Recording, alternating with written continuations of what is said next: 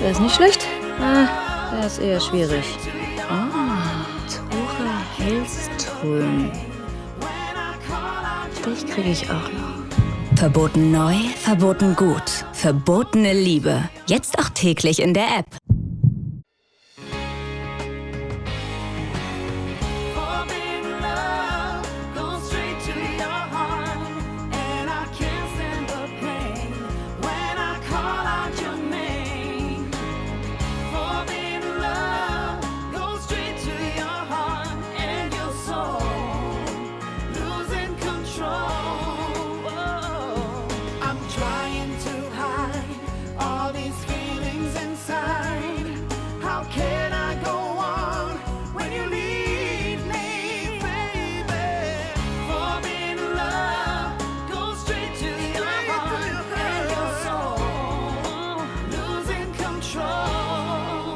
Ich kann Ihnen auf jeden Fall garantieren, dass unsere Dessous getragen sehr sexy und verführerisch aussehen. Dieses Argument hätten Sie gleich auspacken sollen. Du glaubst doch nicht im Ernst, dass ich mit so einem Idioten Geschäfte machen will? Sie wissen schon, ich kann Sie ganz groß rausbringen.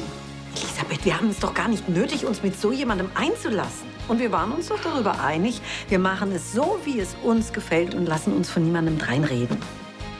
Polen.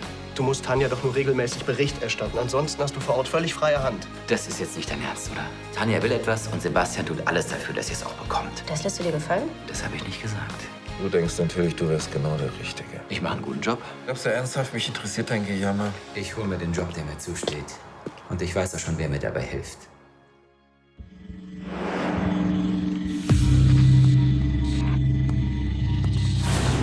Du gehörst auf einen Führungsposten und ich werde persönlich dafür sorgen, dass du da auch landest. Wie wär's mit dem Beweis, dass Alexa eine Falschaussage gemacht hat? Und was willst du dafür? Einen Job als Geschäftsführer bei LCL. Das war das letzte Mal, dass mich meine Familie zum kompletten Idioten gemacht hat. Ab jetzt werde ich mir nehmen, was ich will. Keine Skrupel. Nimm dir, was dir zusteht. Wie denn? Alexa, sie ist der Schlüssel. Alexa.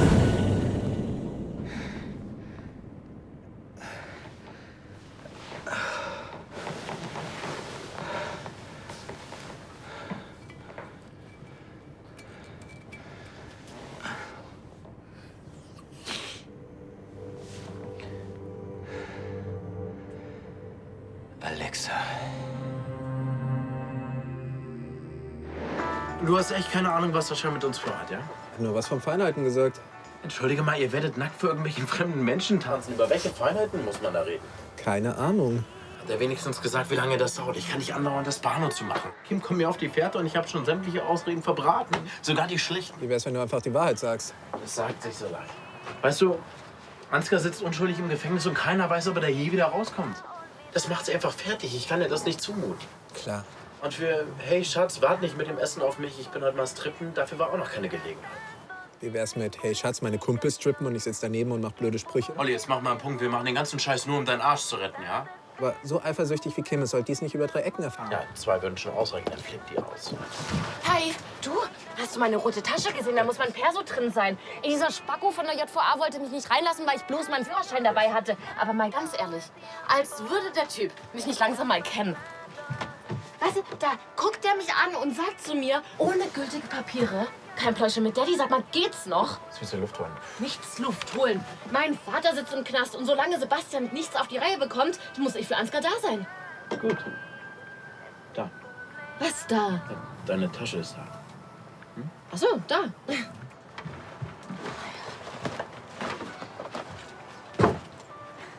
Danke. Hi, Olli. Hey. Ciao. Okay, das wird schwierig. Wow, ist der schön. Und die Farbe. Toll. Wirklich? Ja, sonst würde ich es doch nicht sagen. Ach, Rebecca, und das, obwohl du hier die LCL-Show stemmen musstest? Ach, die Herstellung eurer Dessous-Kollektion, die macht mir so einen Riesenspaß. Das ist Entspannung pur. Den muss ich gleich Charlie zeigen. Ach, der habe ich schon ein Belegexemplar zukommen lassen. Ach, Helmke, du bist noch da? Ich muss dir unbedingt was zeigen. Du, ich bin auf dem Sprung. Hat das nicht Zeit bis später? Ob das noch Zeit hat? Weißt du, ich bräuchte die Auskunft eines erfahrenen Coaches in Sachen An- und Ausziehangelegenheiten. Was sagst du? Boah. Mosch wollte Charlie angrabbeln, um sich von der Qualität der Dessous zu überzeugen. Was für ein Schmierlappen. Ja, mein Gott, du kennst doch Mosch. Er hat ein paar Gläser Wein zu viel getrunken und die Situation gründlich missverstanden. Wir brauchen einen anderen Geschäftspartner. Ja, wir wollen aber mit einem Erfolg starten. Und das wäre mit Mosch gewährleistet. Weiß nur nicht, ob Charlie da noch mal mit einsteigt. Also ich finde, das ist nicht mit einer Weinlaune zu entschuldigen. Ich kann verstehen, dass Charlie außer sich war. Ja, ich ja auch. Aber trotzdem ist es schade, dass der Deal gleich geplatzt ist. Du weißt es doch, Rebecca. Mosch ist nun mal einer der wichtigsten Modeeinkäufer am Markt. Und ohne ihn wird es sehr, sehr schwer, unsere Dessous-Kollektion zu vermarkten. Ja, aber man darf sich nicht alles gefallen lassen. Wenn er sich wenigstens entschuldigt hätte. Oh, ich glaube, Mosch würde ich mit ein bisschen diplomatischem Geschick dazu bekommen. Die Frage ist nur, ob Charlie bereit ist, ihn überhaupt noch mal anzuhören. Ich versuch's. Mosch. Wie geht ausgerechnet Mosch? Na gut, ich wünsche dir viel Glück bei deiner Mission. Ich muss jetzt mal wieder raus. Ja, und vielen Dank, Rebecca. Ich muss sowieso los für diese tolle Kreation. Gerne. Ja.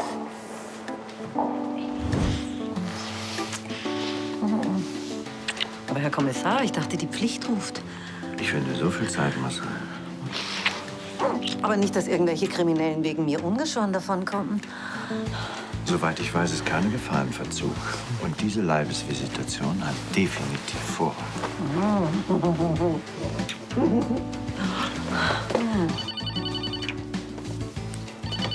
Nein. Geh nicht. Doch, es könnte wichtig sein, weißt du? Elisabeth? Verdammt, Alexa, geh ran. Was willst du noch? Hey, na was wohl? Ich will dich sehen. Ich wüsste nicht, was wir uns noch zu sagen haben. Du hast dich für deine Familie entschieden. Also lass mich in Ruhe. Und sei für Weihnachten schön lieb, sonst kriegst du keine Geschenke. Was ist, wenn ich dir sage, dass die Dinge nicht mehr ganz so sind, wie du vielleicht denkst? Wie oft muss ich das noch sagen? Die Schuhe kommen in den Alukoffer, das Beautycase ins Handgepäck. Habe ich richtig gehört? Du verreist? Ab, nicht verreisen. Nicht, dass es dich was anginge. Aber ich habe dieses langweilige Kaff satt. Düsseldorf ist echtes Leipzig des Westens, nur ohne Semperoper. Die Semperoper ist nicht in Leipzig, die ist... Alexa? Scheiße. Tristan, hier sind ganz wichtige Verträge für dich reingekommen. Ich kümmere mich morgen drum. Dann sind sie noch wichtiger. Aber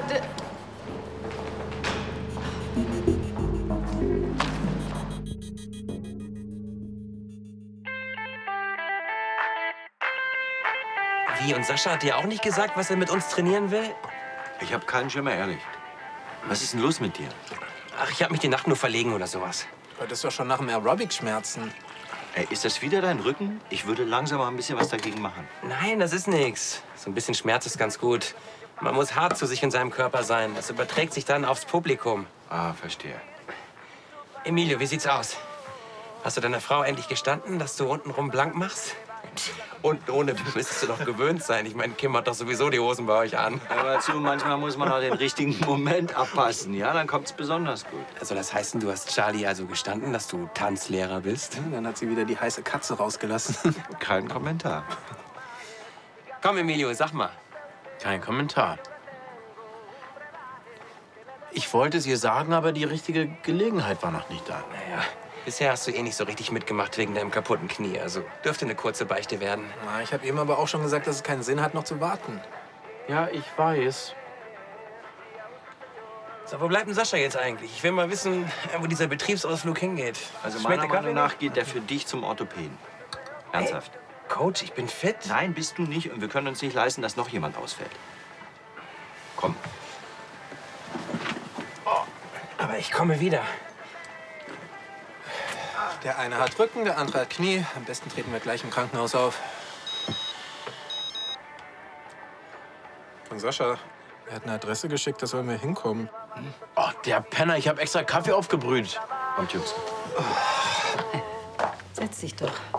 Rebecca hat mir den Prototyp des Push-Up-BHs geschickt und ich habe ihn gleich mal anprobiert. Helmke war sofort inspiriert. Wie es aussieht, wollen wir in unseren Dessous alle Männer an die Wäsche. Was im Falle von Mosch sehr unangenehm war, aber es zeigt ja, irgendwie sind wir auf dem richtigen Weg. Ach, Charlie, ich bin so froh, dass du das so siehst. Deshalb bin ich auch hier. Du hast was angedeutet am Telefon? Ja, also ich bin davon überzeugt, dass unsere Dessous-Linie ein gigantischer Erfolg wird. Ja. Unsere Idee darf doch nicht scheitern, nur weil dieser Mosch so ein Unsympath ist, oder? Ja, und es wäre ja auch gelacht, wenn wir keinen anderen Vertriebspartner fänden. Ja. Ja, allerdings, ja, es ist nun mal so, dass Mosch die allererste Adresse ist. Denk nicht mal dran. Ich werde bei diesem Kerl nicht zu Kreuze kriechen. Nein, Charlie, nein, ganz im Gegenteil. Ich habe mit Mosch noch mal telefoniert. Ohne es mit mir abzustimmen. Charlie, bitte hör mir doch erst mal zu. Er hat eingesehen, dass sein Benehmen nicht ganz okay war. Ach ja, hat er. Ja, Herr Mosch, ja doch, der will sich in aller Form bei dir entschuldigen. Und er will uns sogar noch mal treffen, um über das Geschäft zu sprechen. Na, was sagst du? Alexa!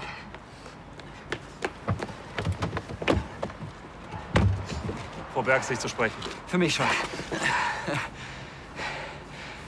Würdest du bitte deinen Wachen zurückpfeifen?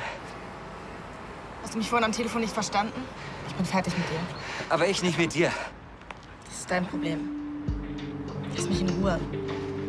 Alexa, wir müssen reden. Nein, wir müssen reden. Okay, ich denke, es ist klar, wer die Boxerei gewinnt. Aber ich sag Ihnen eins, wenn ich hier blutend am Boden liege, dann werden Sie gefeuert. Wieso? Ganz einfach. Weil Sie immer an das erinnern werden, was Sie mir angetan haben. Und das wird Sie nicht aushalten. Und ich sag Ihnen auch warum. Weil sie mich liebt. Okay, ich hab's mir anders überlegt. Wir überspringen das Reden. Gut, aber ich sag Ihnen eins, ich hab die ganz linken Dinger drauf.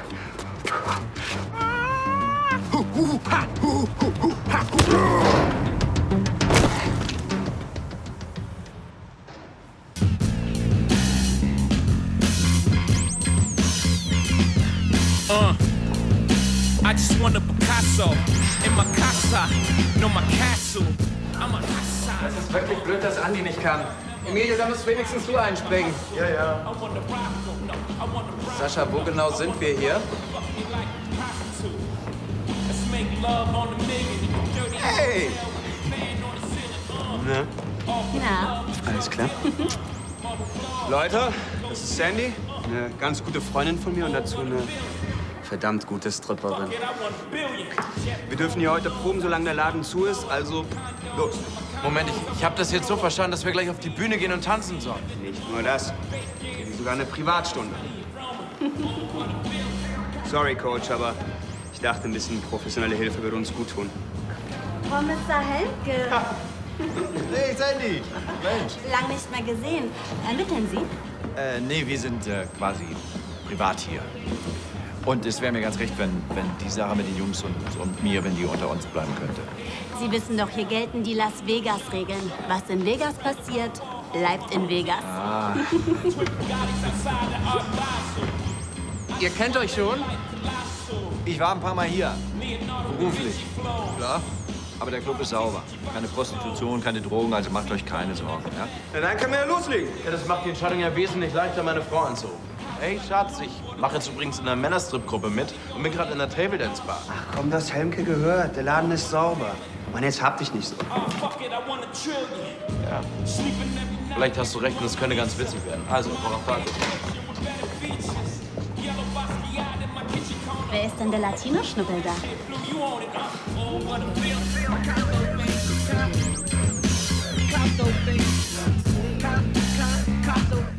Sie sind ja doch nicht so humorlos, wie ich gedacht habe, Frau Schneider. Ja, schön, dass wir wieder ins Geschäft kommen. Oh, so weit sind wir noch lange nicht, Herr Mosch. Oh, wir werden uns da sicher einig, ne? Frau Schneider ist ja nicht nachtragend und bereit, ihre Entschuldigung zu akzeptieren. Ich meine, sie weiß doch, dass das sonst gar nicht ihre Art ist. Ihnen eilt doch der Ruf des perfekten Gentlemans in der Branche voraus. Und das soll doch auch so bleiben, nicht wahr, Herr Mosch? Nichts für ungut, Frau Schneider. Hm? Na, das ist doch schön, dass wir das jetzt geklärt haben. Herr Mosch, jetzt kommen wir mal zum Geschäftlichen. Also den Prototyp und die anderen Entwürfe unserer Designerin hatte ich Ihnen ja schon per Kurier geschickt. Hattest du? Ja.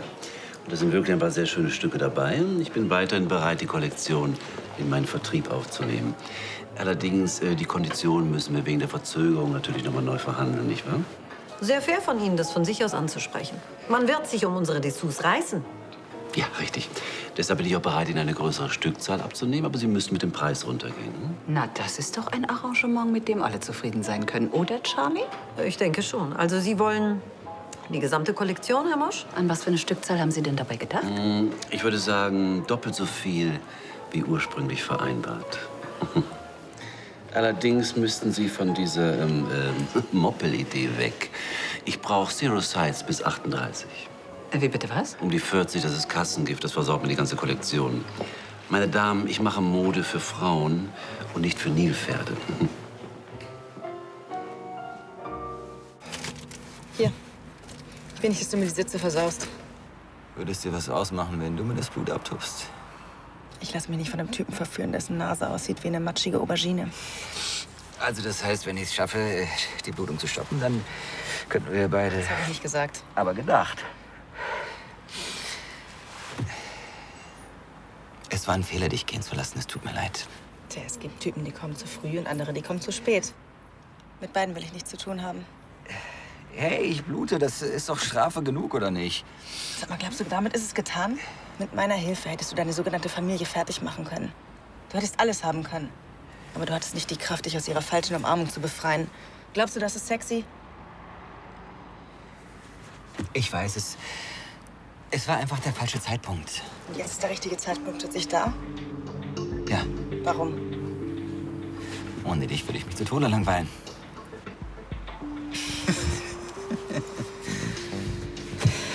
Alexa, die Fakten sind, du bist allein.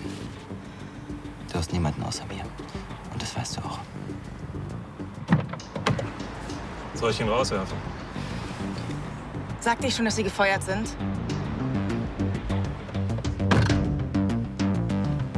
Das bedeutet nicht das, was du denkst, dass es bedeutet. Yes, indeed. Well, it's all about the girls. Come to the dancing, dancing so slowly. Well, then a two girl me have and I am stuck in between. One a hold out like she don't want give in. Männer, reißt euch zusammen, das ist eine Trainingseinheit. Von den Frauen könnt ihr richtig was lernen. Ja, ich bin hochkonzentriert.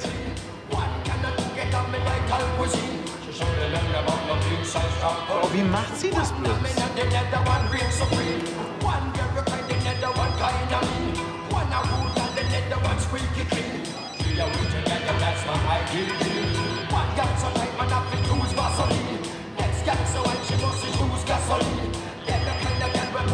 Emilio Sanchez? Ich weiß, wie du heißt. Ich war gerade bei Ansgar. Was ist das denn für ein Lärm bei dir? Hast du das Bahn in einem Club Nein, ich bin umgebaut? einkaufen. Mir sind die Gurken ausgegangen und hier in der Fußgängerzone, da sind so Breakdance aus Amerika. Geh da mal weg, ich verstehe dich ja kaum. Sorry. Absolutes Handyverbot, das meine ich ernst. Wir wollen hier keine Typen drin haben, die heimlich Fotos machen oder filmen. Aber ich habe doch bloß telefoniert. Trotzdem, Hausregel. Also steckt das Ding jetzt weg. Und außerdem seid ihr jetzt dran. Wir wollen sehen, was ihr so drauf habt.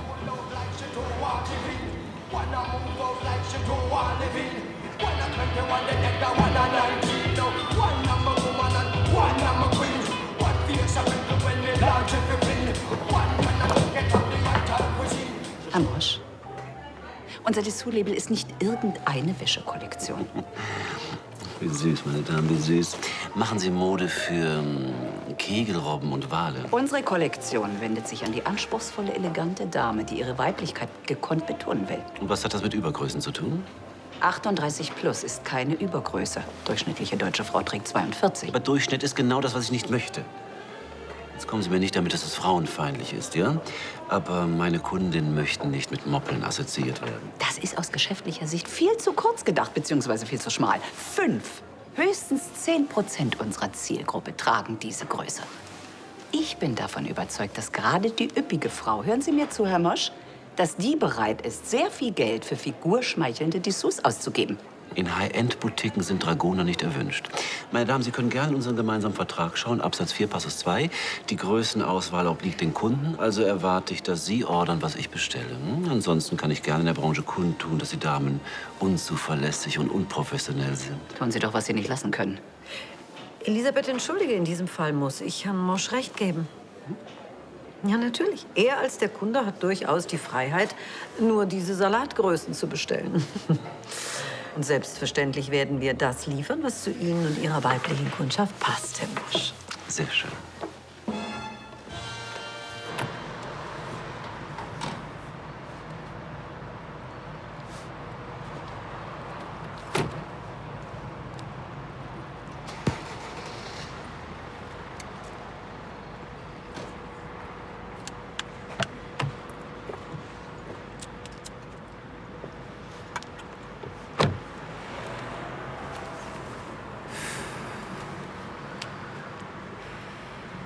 Gar nicht so einfach, sich gegen seine eigene Familie zu stellen. Du hast deinen Vater vergöttert, obwohl er dir nicht besonders viel zugetraut hat. Mein Vater hat mich geliebt.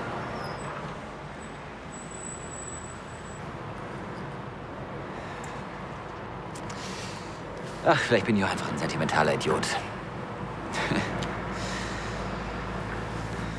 Ich hätte auch mal gehofft, dass meine Geschwister mir mehr zutrauen.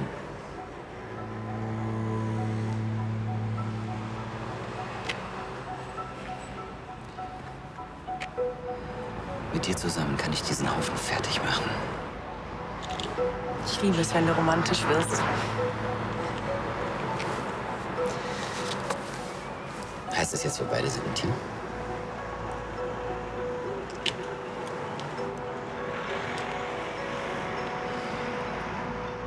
Wir fahren zu dir. Dann kann ich jederzeit gehen. Wie kommst du darauf, dass du gehen willst?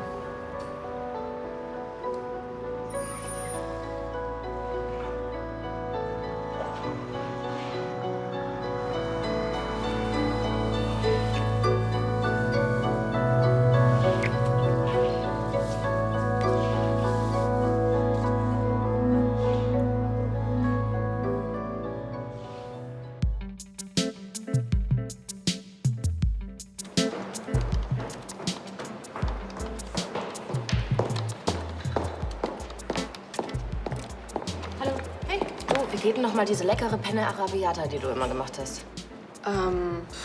Du musst Tomaten überbrühen, häuten und in Kerne. Dann musst du Zwiebel und Knoblauch ganz klein hacken. Willst du kochen? Mhm. Kauf Nudeln, Parmesan und eine gute Fertigsoße. Wie Fertigsoße? Ich will Emilio was Tolles zaubern. Ja, dann freut er sich ja bestimmt, wenn es essbar ist. Ja gut, Kochen ist jetzt nicht so meine Stärke, aber es geht ja um die Geste. Gibt's irgendeinen besonderen Anlass? Keine Ahnung. Ich habe irgendwie das Gefühl, dass Emilio sauer auf mich ist. Also nicht wirklich sauer. Er wollte mir irgendwas sagen und dann hat er mich ganz starr angeschaut und ja, dann sind wir leider nicht mehr dazu gekommen. Und vorhin habe ich ihn angerufen, dann hat er mich weggedrückt. Irgendeine Idee, woran das liegen könnte? Naja, in letzter Zeit ging es nur um mich, wegen Ansgar und so. Ja, aber das ist doch klar, dass Emilio in so einer Situation für dich da ist. Das kann ich mir beim besten Willen nicht vorstellen, dass er böse auf dich ist. Nee, so war das auch gar nicht gemeint. Emilio ist total lieb zu mir. Und ja, ich habe ihn kein einziges Mal gefragt, wie es ihm geht oder was in ihm los ist. Naja, auf jeden Fall will ich das jetzt zurückgeben. Ich möchte Emilio mal so richtig verwöhnen. Dann nimm unbedingt die Fertigsoße. Mehr. Weiter. Wow. Wow. Yes, baby. Come on. Ja, voll. Yeah. Weiter so. Weiter, weiter. Yeah. Yeah. Come on.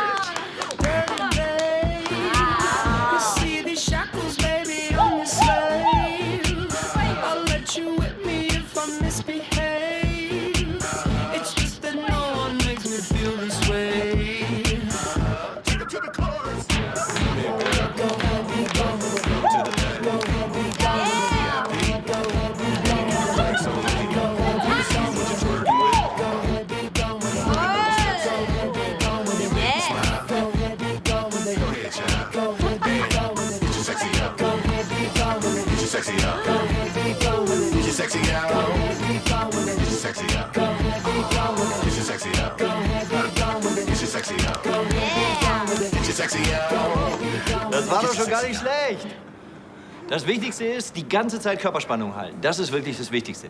Emilio, im Mittelteil, da hängst du immer noch ein bisschen hinterher, merkst du selber. Ich mach das zum ersten Mal gerade und vor Publikum ist auch eine ganz andere Nummer. Ja, weiß ich. Aber eure Vorstellung wird nachher auch vor Publikum sein, also gewöhnt euch dran. Sondertraining, würde ich sagen. Die Rettung naht.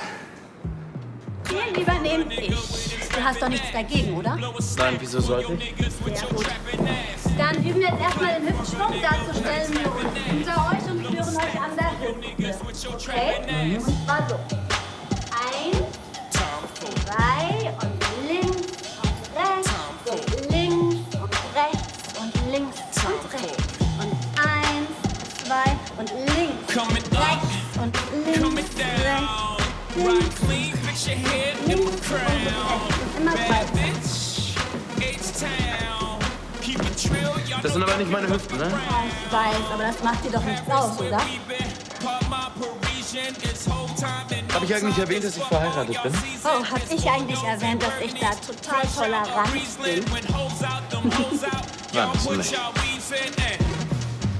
Ich gebe Ihnen absolut recht. Natürlich müssen wir die Tatsache, dass eine der bekanntesten Designerinnen überhaupt unsere Dessous umsetzt, an die große Glocke hängen. Ruhig euch, meine Damen. Ich werde sofort eine Pressemitteilung rausgeben. Oh, das ist viel zu langweilig. Nein, warum geben wir keine PK und verkünden unsere Kooperation im Beisein von Rebecca? Das ist eine ganz großartige Idee. Wunderbar, meine Liebe. Sagen Sie, das könnte das heute noch klappen, weil ich muss morgen nach Thailand. Mailand. Aber natürlich, Rebecca wird begeistert sein. Ach ja, wird sie das? Passen Sie auf, Herr Mosch. Ich rufe jetzt Rebecca an und dann gebe ich Ihnen Bescheid. Vielleicht wollen Sie für die Pressekonferenz noch eine kleine Speech vorbereiten? Das ist eine sehr gute Idee. Man will ja von der Presse eine gute Figur machen, nicht wahr? Ja, genau. John, den Mantel für Herrn Mosch, bitte, ja? Eine gute Figur. Das ist das Allerwichtigste, nicht wahr? Herr Mosch, ich melde mich. Ja. Bitte schön. Mal, Charlie, was ist in dich gefahren? Erst regst du dich darüber auf, dass dieser Chauvinist dich so plump anmacht. Und jetzt lässt du ihm das durchgehen, diese diskriminierenden Geschäftspraktiken? Jetzt beruhige dich mal. Nein, ich will mich aber nicht beruhigen. Unsere Idee war, stilvolle und anspruchsvolle Dessous für alle Frauen auf den Markt zu bringen. Und jetzt? Jetzt stehen wir dafür, dass man sich auch in unserem Alter noch einem Hungerdiktat unterwerfen muss. Ich finde das einfach, was soll ich sagen, unmöglich. Ja, ich auch. Was? Pass auf. Und deshalb machen wir Folgendes.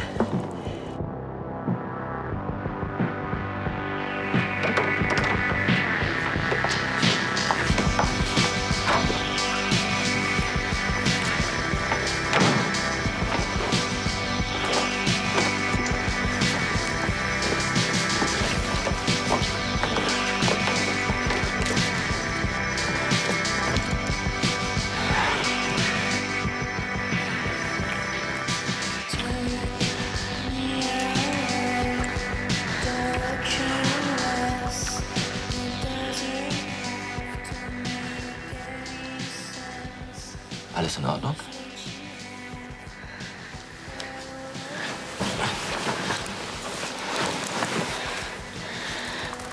Halt mich einfach nur fest.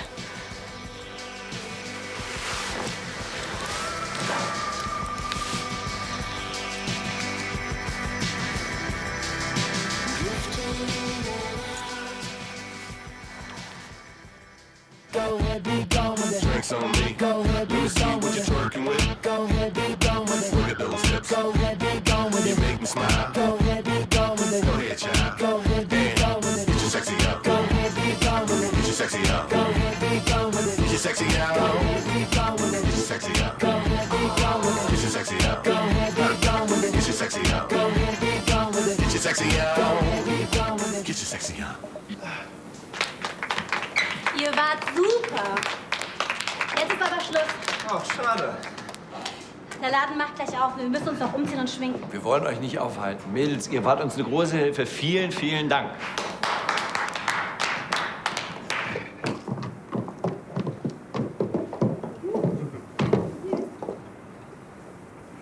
Ja. Privatstunde könnte ich schon noch gebrauchen. Ja, ruf einfach an. Was schreibst du denn da? Sei nicht so neugierig. Vielen Dank. Tschüss. Tschüss.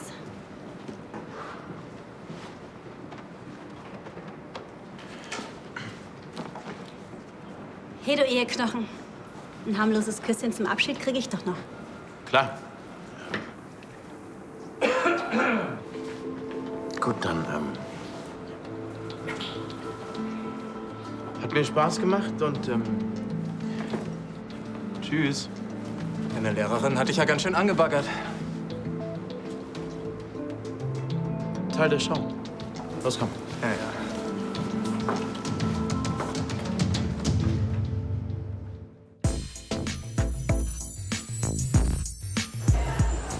Ah, danke schön. Vielen Dank. Danke. Fühlt sich auf, als wäre er hier zu Hause. Ne? Ach, da sind ja meine Dessous-Ladies. Meine Damen und Herren, wenn ich Sie bitten darf, nehmen Sie bitte Platz. Ja, vielen Dank. Gerne, ich habe Sie extra einstuhlen lassen. Ja, ich freue mich, dass Sie so zahlreich erschienen sind. Und ich darf Ihnen versichern, meine sehr verehrten Damen und Herren, kleines Foto noch, das muss sein, so viel Zeit. Ich habe ganz große Neuigkeiten für Sie und dafür darf ich meine erwähnten Dessous-Ladies zu mir bitten. Ja, danke, Herr Mosch, dass Sie uns die Ehre geben. Heute ist wirklich ein ganz besonderer Tag für uns. Frau Schneider und ich, wir haben uns einen lange gehegten Traum erfüllt. Ich verrate Ihnen kein Geheimnis, wenn ich sage, dass wir beide keine 30 mehr sind. Und wir haben uns immer geärgert, dass es für Frauen wie uns keine wirklich stilvollen und trotzdem extravaganten Dessous zu kaufen gibt. Ja. Und dann haben wir uns gesagt, extravagant, das können wir. Und so ist die Lingerie-Kollektion für die Lady mit Anspruch und dem ganz besonderen Geschmack entstanden. Und die umwerfenden Designs, gefertigt aus den edelsten Materialien, haben wir der gefeierten Designerin Rebecca von Lahnstein zu verdanken. Dankeschön. Ja, es war mir ein großes Vergnügen, aber auch eine spannende Herausforderung. Und ja, ich finde, dass Elisabeth von Lahnstein und Charlie Schneider Dessous entworfen haben, die zeitlos schön sind und uns Frauen, egal welchen Alters, schmeicheln und ja, unsere Vorzüge betonen. Dieses Potenzial, meine sehr verehrten Damen und Herren, habe ich natürlich sofort erkannt und, wenn ich so sagen darf, gepusht. Und es ist meiner Wenigkeit in aller Bescheidenheit zu verdanken, dass wir diese Kollektion jetzt im großen Stil an die Frau bringen. Sozusagen ganz nah an die Frau. Ja, Herr Mosch hat uns tatsächlich in seiner einmaligen Art sehr geholfen. Er hat uns nämlich noch einmal klargemacht, wofür unsere Dessous-Linie steht. Und wir hoffen sehr, dass wir auch Sie von unserer Firmenphilosophie überzeugen können. Ja, und da stehe ich Ihnen natürlich jetzt zur Verfügung. Wenn Sie Fragen haben, fragen Sie. Nur wer nicht fragt, bleibt dumm. Sie kennen diesen kleinen Satz, ja? Bitte schön, der Herr da hinten. Tut mir leid, dass ich keinen Champagner kommen lasse, aber es ist entschieden besser, wenn niemand weiß, dass du hier bist. Wieso? Die wissen doch eh alle, dass du mir verfallen bist. Ja, aber wir sollten trotzdem vorsichtig sein. Du hast Ansgar mit einer Falschaussage ins Gefängnis gebracht. Nicht, dass da noch jemand überreagiert. Stimmt. Und es soll ja auch eine Überraschung sein, dass du die Seiten gewechselt hast. Hast du eigentlich schon eine Idee, wie wir mit Sachen LCL vorgehen? Ich hatte da ganz auf deine Kreativität vertraut. Das klang vorhin, als du wieder bei mir angetanzt bist, aber noch besser. Was ist jetzt? Willst du deine Familie fertig machen oder nicht? Du zweifelst doch nicht etwa daran. Glaub mir, ich hasse diesen ganzen Haufen und ganz besonders Sebastian. Ich kann es kaum erwarten, sein Gesicht zu sehen, wenn er vor dem Nichts steht und alles uns gehört. Ich mag es, wenn du gierig wirst. Aber jetzt brauche ich erstmal freie Hand bei LCL. Das heißt, wir müssen Sebastian irgendwie beschäftigen.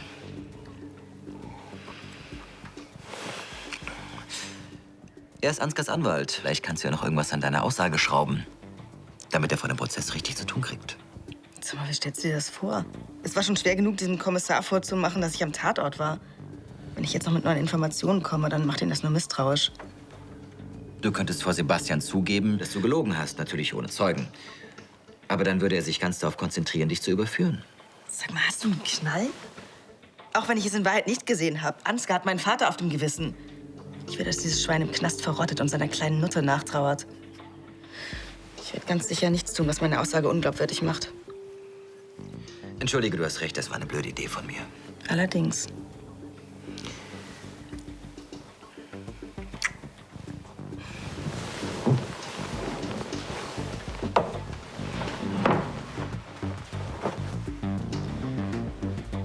Wir finden einen besseren Weg. Für Sebastian.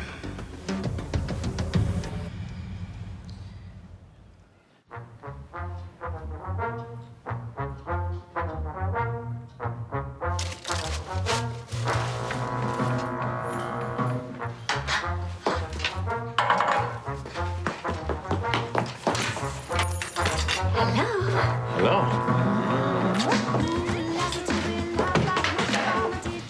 Was ist denn hier los? Hier riecht's nach Essen. Ja, ich habe für uns gekocht. Du hast was? Okay, eigentlich habe ich die Veggie-Lasagne fertig gekauft. Aber ich habe den Salat selber gemacht. Ich hab da auch noch extra Käse drüber gestreut. Gut, der Salat war schon geschnitten. So, und was ist der Grund dafür? Willst du mir schon beibringen, dass du dich scheiden lässt? Im Gegenteil. Ich liebe dich. Und das habe ich dir einfach schon lange nicht mehr gesagt.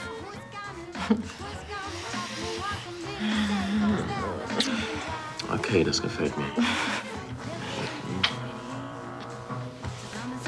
Boah. Boah? Boah, du riechst voll nach Rauch. Hast du... Boah.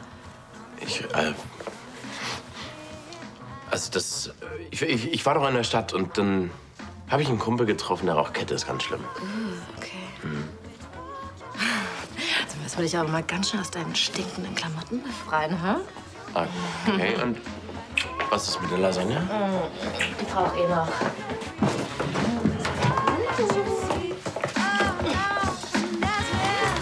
Danke, vielen Dank. Vielen Dank. Ich freue mich auch sehr, dass Ihnen so gefallen hat wie mir. Haben Sie die Vertriebsrechte eigentlich exklusiv? Ja, aber selbstverständlich, Junge. Nicht ganz. Die Größen über 38 finden Sie bei einem anderen Partner. Ja, das stimmt. Das ist richtig. Und wir sind da noch in Verhandlungen. Herr Mosch, können Sie uns das bitte erklären? Ja, selbstverständlich, junger Mann. Im Prinzip, nein. Also es muss ein Missverständnis sein. Das ist, natürlich sind wir daran interessiert, die gesamte Kollektion zu vertreiben. Ach, wie schön. Wir dachten schon, Sie hätten da gewisse Vorurteile. Nein, das ist ein Missverständnis, meine Damen. Es war mir immer schon eine Herzensangelegenheit, auch Mode für die Frau mit, wie soll ich sagen, mit sinnlichen Kurven zu vertreiben, ne?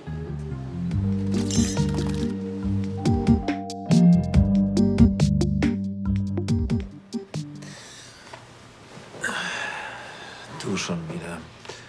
Hast du hier eine Zehnerkarte? Ein bisschen mehr Begeisterung, lieber Cousin. Ich habe doch gesagt, ich komme wieder, sobald ich Beweise für Alexas Falschaussage habe. Jetzt sag nicht, du hast mir das nicht zugetraut. Natürlich nicht. Vielleicht hättest du mich doch nicht unterschätzen sollen. Ich habe intensive Vertrauensarbeit geleistet. Hör zu und staune. Es war schon schwer genug, dem Kommissar vorzumachen, dass ich am Tatort war. Wenn ich jetzt noch mit neuen Informationen komme, dann macht ihn das nur misstrauisch. Du könntest vor Sebastian zugeben, dass du gelogen hast, natürlich ohne Zeugen. Aber dann würde er sich ganz darauf konzentrieren, dich zu überführen. Sag mal, hast du einen Knall? Auch wenn ich es in Wahrheit nicht gesehen habe. Ansgar hat meinen Vater auf dem Gewissen.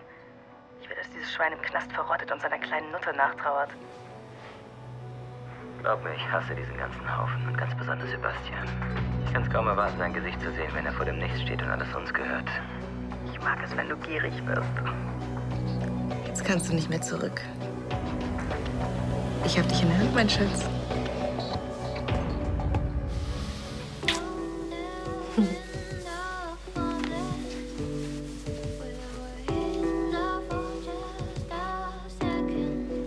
Und? Hat die Lasagne überlebt? Ich glaube schon. Gut, dann gehe ich jetzt mal schnell duschen, ja? Ja. Ich muss den Salat eh noch abtrocknen. Abtrocknen. Ja. Mach mal. Also in so einem Fall benutze ich immer die Salatschleuder, weil ich vermute, du weißt nicht, was eine Salatschleuder ist und wo sie sich befindet. Hm? Das, mein Schatz, ist eine Salatschleuder. Und ich mach das mal. Warte! Ich räume das gleich auf.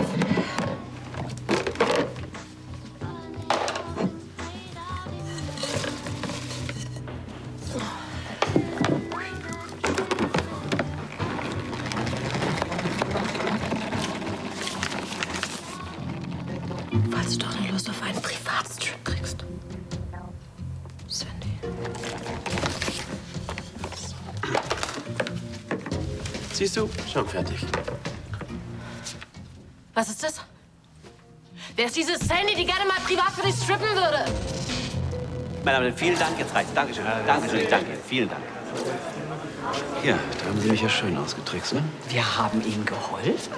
Das ist doch ein überkommenes Schönheitsideal. Es wird doch endlich Zeit zum Umdenken. Ja, soll ich Ihnen auch noch dankbar sein, ne? Ich denke schon. Wir haben Ihnen tolle Presse verschafft. Sie haben mich ganz schön über den Tisch gezogen, ne? Also, unser Deal ist geplatzt. Herr Mosch, jetzt lassen Sie uns doch mal vernünftig reden. Ja, das Rechtliche sollen dann mit unsere Anwälte besprechen, ne? Schönen Tag noch wieder. Oh, schade. Sieht so aus, als müssten wir uns jetzt tatsächlich nach einem neuen Vertriebspartner umschauen. Ach, der kommt wieder angekrochen, wenn wir Erfolg haben. Das kannst du glauben. Vielleicht haben wir einen Chauvinisten bekehrt. Und wenn nicht, ist auch egal. Genau. Ich habe übrigens meinen Ohren nicht getraut, als Charlie vorhin diese Size-Zero-Bestellung einfach so abgesegnet hat. Mir ging es neulich ähnlich. Da wollte sie mit einem Mann Geschäfte machen, der mir an die Wäsche wollte. Und zwar während ich noch drin steckte. Hat sie erwähnt. Bist du mir noch böse? Nein, wir starten jetzt noch mal richtig durch. Ja, das machen wir. Ganz ehrlich, ich habe Angst, dass ich dich mit meinem Problem zu sehr belaste. Ich will alles wieder gut machen. Dir zeigen, wie sehr ich dich liebe. Wenn alles so harmlos ist, warum hast du es mir nicht gleich gesagt? Ey Mann, ich koche für dich, mache alles schön und du gehst in eine Bumsbude und betrügst mich. Das ist doch Quatsch. Das hast du bei Martha auch gesagt. Nein, aber ich hab dich diesmal nicht betrogen. Pass auf, es war so, Olli sollte für so eine Schickimicki-Party im No Limits einen Männerstrip organisieren, okay? Und er hat's verpeilt. Ach ja, und dann habt ihr Sandy engagiert. Nein, so ein Quatsch. Dann haben Andi, Olli, Sascha und ich gesagt, wir springen ein aus Freundschaft. Verstehst du? So, und das hat, eigentlich war Sascha schuld. Er hat das gemacht. Und er kennt auch dieses Handy. Und wir sind nicht wirklich vorangekommen. Auch nicht, als Frank uns gekostet hat, also der Mann von Charlie. Frank Hemke. Ja. Ein Bulle. Ja. Das wird ja immer schöner. Der war früher Turniertänzer oder so. Ja. Aber ist auch egal. Pass auf, wir sind auf jeden Fall nicht vorangekommen. Und dann hat sich Sascha darum gekümmert, dass wir eine Übungsstunde bei den professionellen Stripperinnen kriegen. Das war alles. Das sind keine Nutten, das sind keine Callgirls. Das sind Tänzerinnen, die ziehen sich nur aus. Die ziehen sich nur aus. Ja. Oh, wie beruhigend. Ja, aber doch nicht für uns. Ach so, dann habt ihr für sie, Nein, oder was? keiner hat sich für irgendwen ausgezogen. Die haben uns einfach ein paar Tanzschritte gezeigt. Ja, klar. Ja. Weil die Sandy nämlich lieber für dich privat strippen will. Pass mal auf, ich habe gar nicht mitbekommen, wie sie mir den Zettel in die Hose gesteckt hat. Ach so, du hast gar nicht mitbekommen, wie sie ihre Hand in deiner Hose hatte? Quatsch. Nee, nix Quatsch. Kein Bock mehr hier, du. Das ist dann nicht dein Scheiße.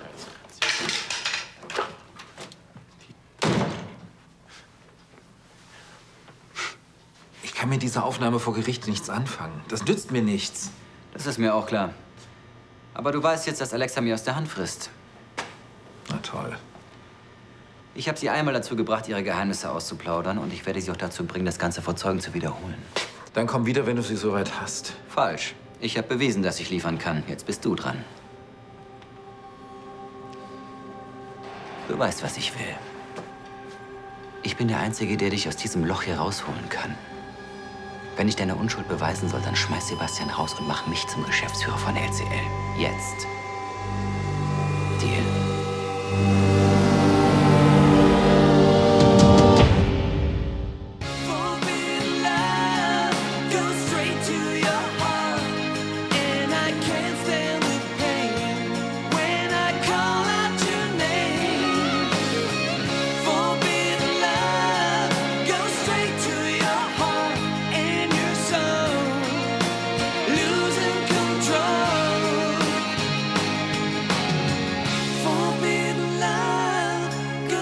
To your heart.